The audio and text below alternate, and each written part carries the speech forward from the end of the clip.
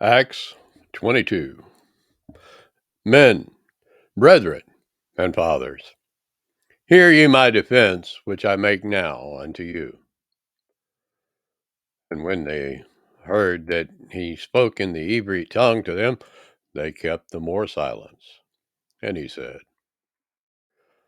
I am truly a man, although a Yahudi, born in Tarsus, a city in Cilicia, yet brought up in this city at the feet of Gamaliel, and taught according to the perfect manner of the ancestral laws, and was zealous toward Yah, as ye all are this day.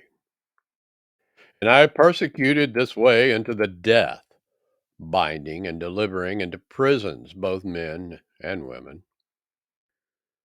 as also the high priest bears me witness, and all the estate of the elders, from whom also I received Sepharim unto the brethren, and went to Damascus to bring them which were there bound unto Jerusalem for to be punished.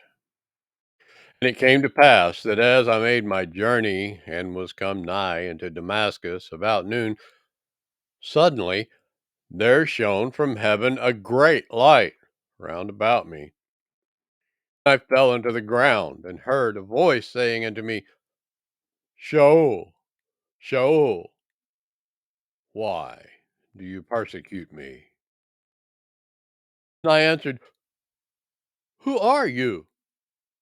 Adonai? And he said unto me, I am Yahusha, the Netzari, whom ye persecute. And they that were with me saw indeed the light, and were afraid, but they heard not the voice of him that spoke to me. And I said, What shall I do, Adonai? And Adonai said unto me, Arise, and go unto Damascus, and there it shall be told you of all things which are appointed for you to do. And when I could not see for the glory of that light, being led by the hand of them that were with me, I came into Damascus.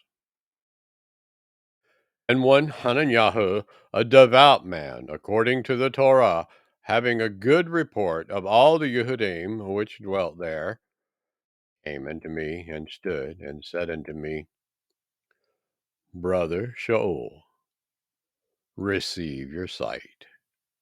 And the same hour I looked up upon him. And he said, Yahuwah of our fathers has chosen you, that you should know his will and see that just one, and should hear the voice of his mouth. For you shall be his witness unto all men what you have seen and heard.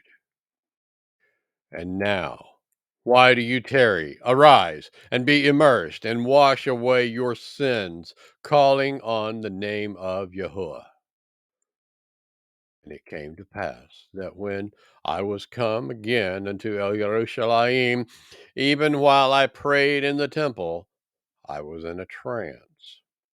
And I saw him saying unto me, Make haste, and get quickly out of Jerusalem, for they will not receive your testimony concerning me. I said, Adonai, they know that I hath imprisoned and beat in every synagogue them that believed in you. And when the blood of your martyr Stephen was shed, I also was standing by and consenting unto his death, and kept the raiment of them that slew him.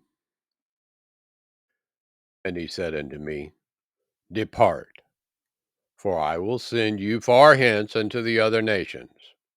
And they gave him audience unto this word, and then lifted up their voices and said, Away with such a fellow from the earth, for it is not fit that he should live.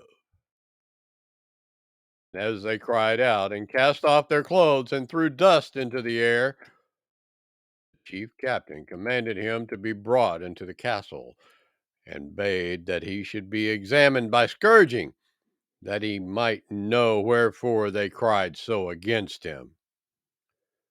And as they bound him with thongs, Paul said to the centurion that stood by, "Is it lawful for you to scourge a man that is a Romany and uncondemned?" When the centurion heard that, he went and told the chief captain, saying, "Take heed what you do, for this man is a Romany." Then the chief captain came and said unto him, "Tell me, are you a Romany?" He said, "Yea." And the chief captain answered, "With a great sum obtained I this freedom." And Paul said, "But I was freeborn." Then straightway they departed from him which should have examined him, and the chief captain also was afraid, after he knew that he was a Romany, and because he had bound him. On the morrow, because he would have known the certainty wherefore he was accused of the Yehudim, he loosed him from his bands, and commanded the chief priests and all their council to appear, and brought Paul down and set him before them.